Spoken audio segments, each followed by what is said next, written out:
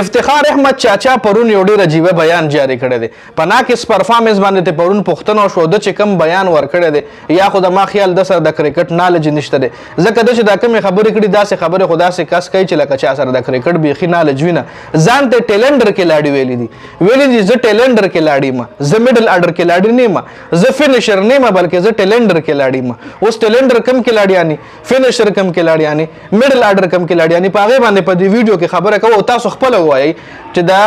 چاچا افتخار په ټیم کې څه رول دی آیا دا ټیلنډر دی ټیلنډر داسې پرفارمنس ورکوي ټیلنډر خو نسیم شاه دی ټیلنډر اخیل وایي چې بس لاسمین روزي یا سیکنډ لاسمین روزي لکه شاهین افریدي شو نسیم شاه شو دا ټیلنډر شو خو نسیم شاه خو هم د نښه بیټنګ په ورلډ کپ کې کړی دی د انډیا خلاف راووتو په 3 بالو 12 رنزونه وکړل یو داسې وکټ چې دی وی بال پې نه لګي هغه راغو په 3 بالو 2 چوکي ووالې نسیم شاه لکه هغه ټیلنډر کلاډي هم دی نښه بیټنګ کړی دی اوس افتخار احمد داسې بیان جاری کول خپله ځان له خپله کنده کنستل لکه بابر اعظم به م وایي چې په ده باندې ما دومره غټ سر تړلو دله ما فینیشر وي دی ما په ټیم کې انکلوډ کړی او دی اوس وایي چې نه زه ټیلنډر کلاډي یم ټیلنډر کلاډي خو یا فاسټ بالر وي یا د سید اجمل غوندې سپین سپیشلیسټ وي نو لکه ته چې ټیلنډر تا سره څه سکیل دی چې ته ټیلنډر ځان حسابې ته بالر فاسټ بالر یا د سید اجمل غوندې ښه فاسټ کلا سپین بالر نو چې نه فاسټ بالر نه سپین بالر خو بیا فینیشر یې که نه ښه دی وایي چې زما زیات بیټنګ چې کړی ما په 8 پوزیشن باندې کړی دی او میډل آرډر چې کوم بیټسمینان یا فینیشر چې کوم وي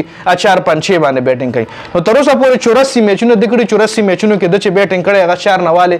7 پوزیشنو پورې د په 83 میچونو کې بیټنګ کړی صرف په یو میچ کې تقریبا د په 8 پوزیشن باندې بیټنګ کړی دی په 8م نمبر پوزیشن باندې د چې کله هم بیټنګ کړی 4 نواله 7 پوزیشن پورې د بیټنګ کړی دی او دا په ټیم کې ایز ا فینیشر شامل دی جی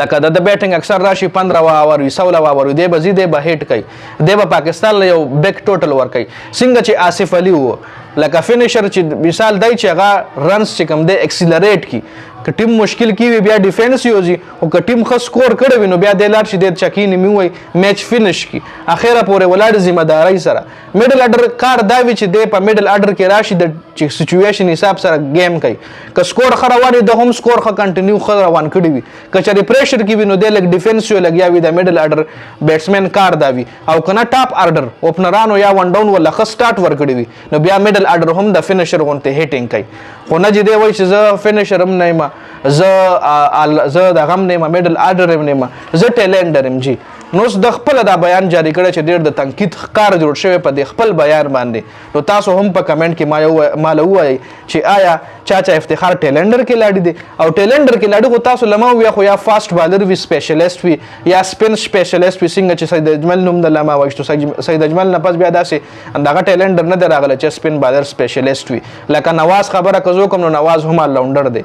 لکه نواز زه ټیلنډر کې سپیشلیسټو کې نشم ورچولی ټیلنډر کې شعیب اختر دی چې هغه د فاسټ بالر سپیشلیسټ دی نسیم شاه دی شاهین افریدي دی حارث رؤوف دی دا ټیلنډر کلاډیان دي نو ګوره چاچا افتخار چې کوم دی خو فاسټ بالر هم نه دی سپین سپیشلیسټ هم نه دی نو خو بیا میډل آرډر بیټسمین یې که نه نو بیا فینیشر یې که نه نو ته ولې وایې چې زه فینیشر نه یم زه میډل آرډر نه یم زه ټیلنډر یم نو په دې خپله خبره باندې ډېر د تنقید ښکار جوړ شوی دی د ویډیو کتلو زیاته مننه والسلام